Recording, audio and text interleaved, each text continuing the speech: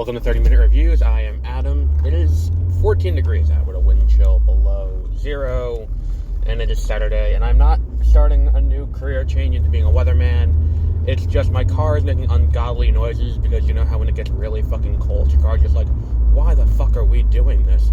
What the ever-loving fuck is wrong with you? Like, we don't need to go out today. Is it necessary? It is necessary today, but, that's not what we're here to talk about. We're not here to talk about my car making ungodly noises because it's like, 5 years old and, a giant pain in the ass sometimes. But what we are here to talk about is the new, what's we're looking for here? The new, three new things that have broken overnight. Let's start with, I didn't do an episode yesterday because it was a pretty light day. Then I saw Scream, and then a bunch of things happened. So let's start out with number one. The new trailer for Moon Knight will be making its appearance during the wildcard weekend on ABC/ESPN, which makes sense because I think this is the first time ever that Disney has had a sporting event, not a sporting event, a football game during the playoffs. Not ever, but it's been a long time since ABC's had one, because they're not in the rotation, I don't think. They're not in the rotation for the Super Bowl, I know that for damn sure. And really all that they do is Monday Night Football, if they're going to do any. So, they're not going to show a Multiverse of Madness trailer, because Multiverse of Madness has already reached a pretty good saturation point of people seeing it, because it was attached to the tail end of No Way Home. On top of that, it also is going to be, they also need to show their new Disney Plus show. So I think that's a good opportunity. I also wouldn't be surprised if we saw, what I would have done is I would have done a sizzle reel almost of, here are some of the cool things happening. Bask in its coolness.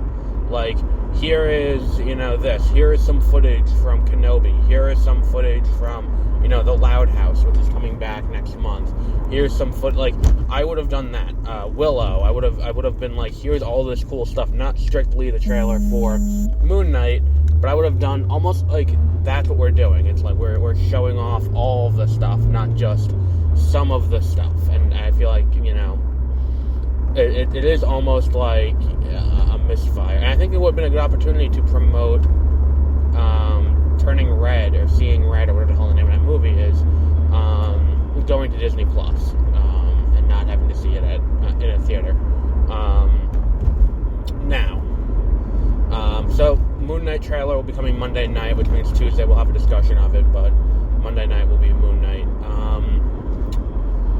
I would assume halftime, so if the game starts at 8, let's say 9:30, 10 o'clock, something like that, maybe 9 o'clock even, depending on how quickly the game gets through, what's going to happen. So yeah, that is, that's going to be there.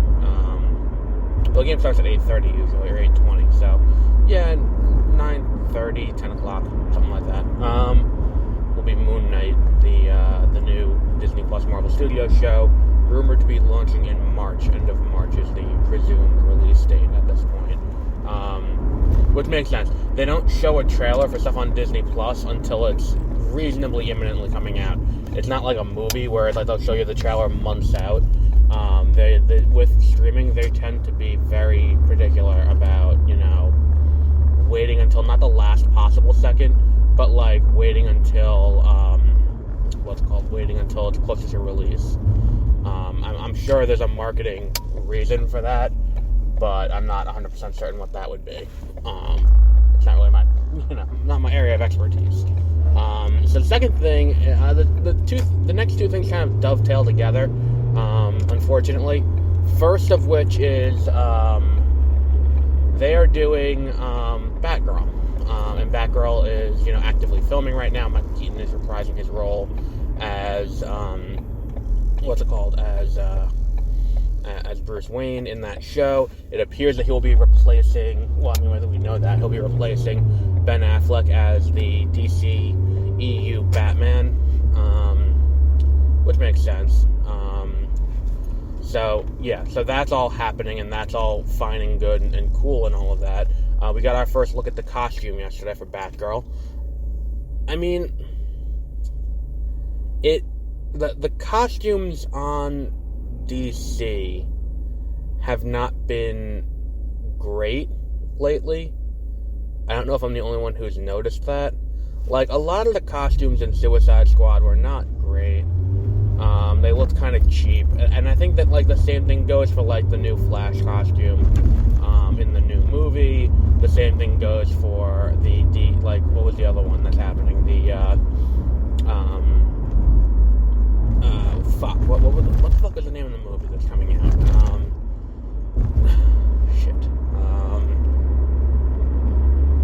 I don't know, but it's like, a lot of the costumes don't look as good as, say, the Superman costume or the Shazam costume or anything like that. And I think that, like, for street-level heroes, you can kind of get away with it because it's like, look, they made their own costume. This is how it's supposed to look. And to an extent, I can buy that. This one looks really cheap, though. This one looks like it's a leather jacket put on it. It's comics accurate. It is a comics accurate costume.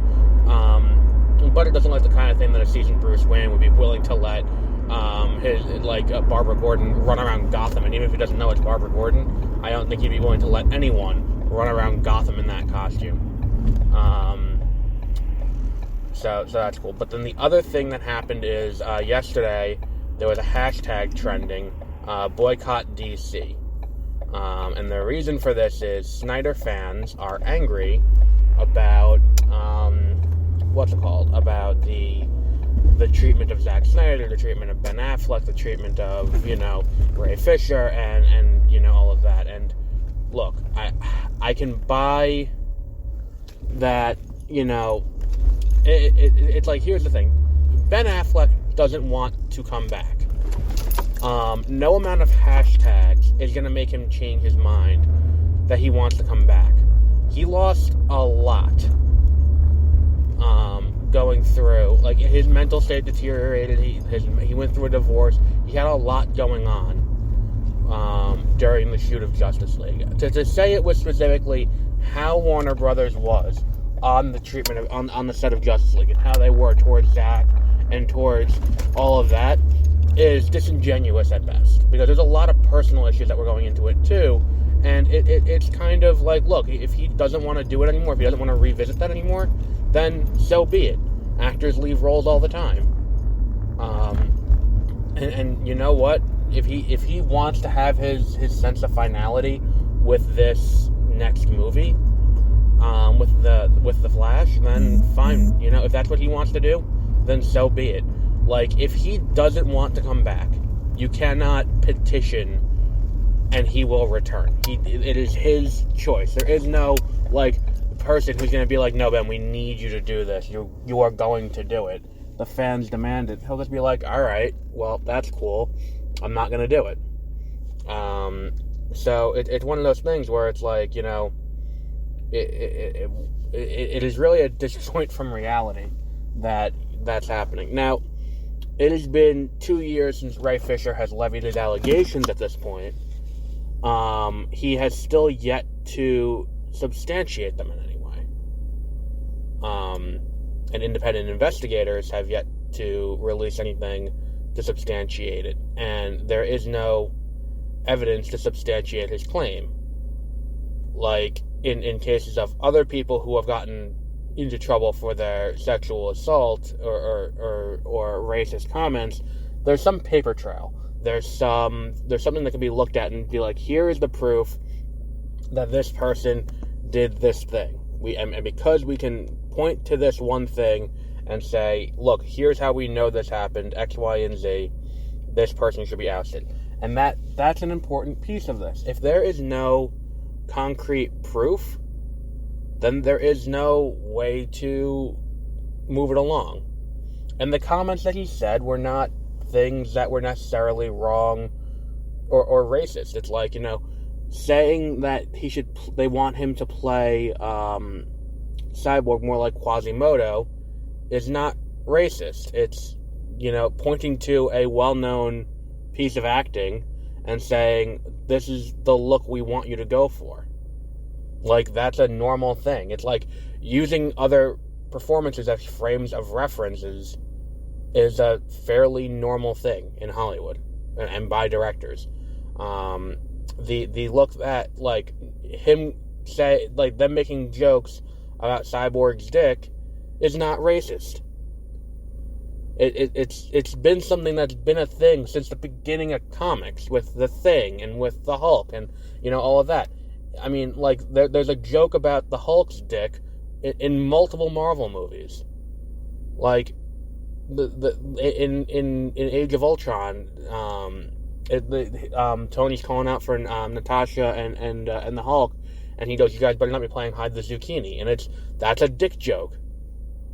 Like, it is something that has been a thing in comics, no pun intended, since there's been fan communities in comics. To say that, them cutting the Cyborg story is racist, I don't think that's the fault of them. I think that's here's the thing. Cyborg's story is instrumental to the plot of Justice League, as we saw with Zack Snyder's Justice League. You can't work that movie without having Cyborg there. He is a key part of that movie and making sure that movie works. That said, the movie is 4 hours long. When Zack brings a 4-hour movie to Warner Brothers, they should have been like, "No. What the no. You're going to cut this, right? Like, this is going to get cut down. You can't do we can't theatrically release a 4-hour movie. Get the fuck out of here." Like, are you forgetting that, like, people panned Batman v Superman, and people were mixed at best on Man of Steel, and it's like, we're going to take a huge gamble and do a 4-hour-long movie about this? Like, they didn't have a hit until Wonder Woman, and that came out the year Justice League did. It's just kind of revisionist history to say that this would have worked differently. Like, I feel like I feel like there's kind of a disconnect there, where it's like, look, the way to solve this problem was not anything to do with Justice League. The way to solve this problem would have been to have the Cyborg movie come out before Justice League. And then you could have laid all this groundwork for who Cyborg is, what Cyborg's mission is. All of that could have been laid out in that first movie, and then when you get to Justice League, he doesn't feel shortchanged. Because the thing about Justice League is, it's a team-up movie. The team-up movie is not about any one singular character, usually. It shouldn't be. I mean, like, if we look at, like, Infinity War, the movie's about Thanos. And it's like, there is no one protagonist character besides Thanos. When we look at, and like the other ones, Tony Stark kind of is a protagonist, but he's just the one who's kind of, Nick Fury, I would say, is the protagonist of the first Avengers. He's not the lead, but he is, like, the protagonist.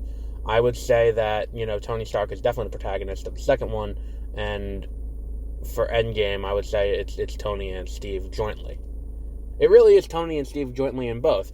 And I think that the problem is, it's like, when we get to this point where it's like, this is happening, and this is coming out in theaters, and we gotta cut something, and it's like, all of this Cyborg backstory is great, and it's interesting, and it's cool, but we gotta cut this down to be a theatrical film. Like, we gotta cut 2 hours out of this, and this is 2 hours. And look, we could have done a movie about this. And look, we could have released the movie in 2 parts, and that would have solved the problem. Because you can cut it right after the sequence in the Gotham sewers, and do it there, and done a part 1, part 2 movie. That was an option on the table. But they didn't do that either. They did what they did. And I don't think it's a race thing. I think it's a jumping to the complete incorrect solution to the problem. I mean, and the solution to the problem should have been cut Zack Snyder before you even shot a frame of Justice League. Although I'm not 100% certain of the lineup of the production schedule on that, to be able to say that would have solved the problem. But yeah, I feel like that was, the thing. Because if the problem is that you think that, Snyder is key, there's a there are people at Warner Brothers who are obviously afraid to talk to Zack Snyder. That's what I get from seeing the Snyder Cut. Because either Zack's unwilling to compromise, and by all accounts, from everyone I've heard speak about Zack Snyder, that is untrue. I'm not saying he's going to compromise on his vision, but if someone said to him, hey, can we shoot a little wrap-up scene, a little opening scene, and then we just make this into 2 movies, I feel like that's a pretty reasonable request. Like, that's not a huge, massive fuck-up thing that's going to totally destroy the movie. If we're like, hey, can we take the story and just do 2 separate versions, like the same thing, but break it up into 2 parts, and it'll still come out, and it'll still do the same. We'll do more in the box office, and both movies would be better, and we could do that, and it's like, okay, cool, great, we'll do that. I feel like that was an option, but no one wanted to talk to him about it. But like with that, with Zack leaving and Zack not coming back for that, and Zack going to Netflix appears to be letting him do whatever he wants. So why wouldn't he do that? Like, I feel like what happened was he had such a good experience on Army of the Dead, that's the big thing. And I think that there's kind of a miscommunication, or there's a misunderstanding among people who are Snyder fans and people who are actually understand what's going on in the industry. And it's this thing where, yeah, it's good to have a movie made by a director who has a vision and all of that. That is great. If we're going to give that director $250 million to make a big team-up movie, we need to make that money back. And we need to, not only that, but we need to get people to come back for future movies. So, it needs to appease more than just the core fan base. It can't just be, oh, well, the Snyder fans like it, so we'll keep doing this. That's not going to make $250 million. I don't think that's it's not a wise financial decision to give Zack Snyder $250 million and say, here, do this. If they're going to give him $100 million on Netflix to do Army of the Dead, and that's going to get a lot of viewers, then that makes sense. I feel like there's, different, I feel like there's just a disconnect there. And I think that, saying boycott Warner Brothers over this is kind of a silly thing, because it's like, you can sit here, you can boycott Warner Brothers all you like. You can sit here and you can say, and the thing is, too, I saw someone point out, oh, well, you lost Christopher Nolan, too. It's like, how do you fuck that up? And it's like, I feel like there's a lot of blame not being assigned to Christopher Nolan for Christopher Nolan's departure from Warner Brothers, because the problem was, he insisted on Tenet coming out at the worst of the shutdowns and the worst of the pandemic in July. And Tenet is kind of a movie that's very confusing, and you need to sit through, and you need to, sit there and understand, and people weren't willing to go to a movie theater for a movie like that. The only movies that people have gone to the theater to see in the last year that have done it are big action movies from big franchises. Because, last year, the top movies were, No Way Home, No Time to Die, Venom Let There Be Carnage, Black Widow, Shang-Chi, Eternals, and it's these are big franchise movies. I'd even lump Dune in there. And it's to say that Warner Brothers lost him is inaccurate. They did their best to appease him, and then when he fucked them and showed them, look, this is the situation we're in. We're stuck in this situation. And then he threw his hissy fit without any regard for the fact that he was the one who caused the problem in the first place. It's yeah, well, he's wrong. It's his fault. It is directly his fault. So, I kind of don't have any sympathy for that. I'm not going to be boycotting Warner Brothers over this. It's look, DC, DC Studios should become its own studio. Yeah, Warner Brothers is going to sell DC to somewhere else. Okay, buddy. Yeah, that's going to happen. And it's look, by all accounts, James Gunn's having free reign to do whatever the fuck he wants. James Gunn did the Suicide Squad, did exactly what he wanted. I think there was, one character he wanted to kill off but couldn't. And it's or one character he wanted to use but couldn't. And that's it. Andy, I want to say Andy Samberg, but that's not his name. But, the director of Shazam, it seems to be doing whatever the fuck he wants. Andy Muschietti, that's probably why I'm mixing it up. Andy Muschietti is doing whatever he wants on The Flash. And it's like, you're just not happy that it's not Zack doing it. And Zack seems to be very happy doing whatever the fuck he wants at Netflix. He's doing that Star Wars movie, where it's like, he wanted to do a Star Wars movie, Star Wars wouldn't let him do it, and now Lucasfilm wouldn't let him do it, and now he's doing it at Netflix, which is exactly the way that Star Wars got started, where Lucas went to Fox and wanted to do a Buck Rogers movie. They said fuck off, and he went and made he made Star Wars. So you know what? If he's doing whatever he wants at Netflix, just watch his Netflix stuff. If you don't like the DC stuff, you're not going to change any minds with this, I don't think. Where it's like, all of us, like, it's a bad look too, because the thing is, it's like, oh, boycott DC, oh, boycott Warner Brothers, where it's like, okay, well, now they're bringing in more people who aren't just a bunch of white guys, and now you're going to boycott them? It's like, look, there are so many things that happened here that to assign blame strictly on Warner Brothers is childish. It's like blaming your parents for punishing you when you did something wrong. That's literally what happened with Nolan. He did something wrong. He got, and he didn't even get punished. Like, he didn't have the ill effect. Then he said, I'm taking my ball and I'm going home. And then he went to Paramount for this, which again tells me it's like it was never about the principle of the thing. Because if it was, he wouldn't have gone to Paramount. Because Paramount's doing day and date release for movies too. Because they did Clifford on day and date, they moved Rampage to streaming only. That it is such ridiculousness that it's just, it's one of those things where it's like, if you just watch what they say and not what they do, it's like, oh, well, he's taking a stance. It's like, well, no, he's not taking a stance. Because if he was taking a stance, he would have gone to Sony. Because Sony has not punted any of their... Oh, no. They punted one of theirs to streaming. And it wasn't that they punted it to streaming. It's they sold the distribution rights for Connected or Mitchell vs. the Machines. They sold that to Netflix. That is the only Sony property that they have put to streaming. They've delayed and delayed and delayed to make movies come out. For better or for worse. Where we now have Morbius coming out in fucking April. But they could have done it now. I feel like it's just it is one of those things where it's like, this pissed me off more than it should have, I think. So we'll wrap up there for today. And until the next episode, have a great rest of your week.